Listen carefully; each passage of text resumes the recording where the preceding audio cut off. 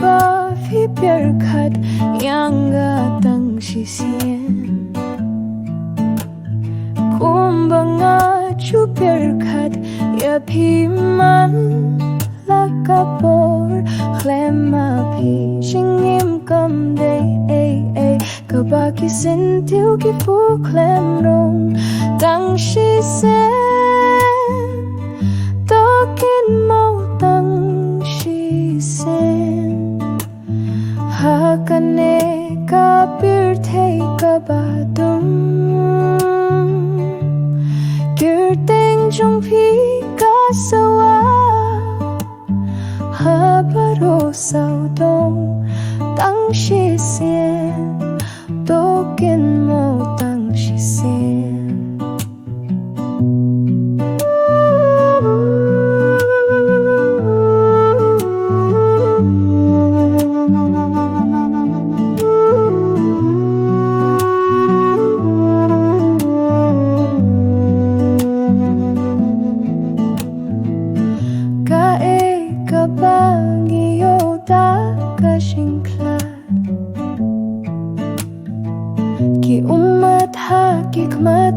Jingieit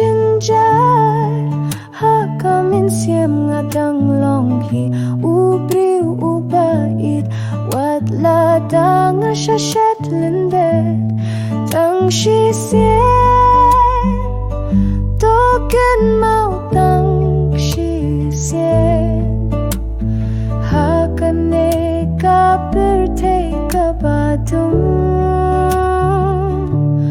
Kyrteng trong phi sawa ha baro sao dong Tang Shisien to Kynmaw Tang Shisien ha ka bang nga tren ba dup nai nga pe tia ka dur trong phi man ka ste Hila mynsiem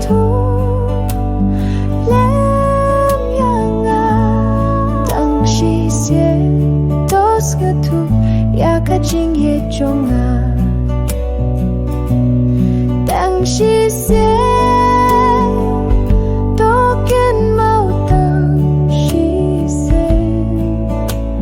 hakane ka birthday ka ba dum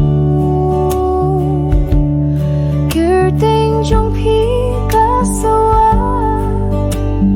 ha baro sao dong Tang Shisien to Kynmaw Tang Shisien wat hadien kan baru ngadang kwa ya phi ha kalien nga thoh ya ka Kyrteng trong phi to sna Tang Shisien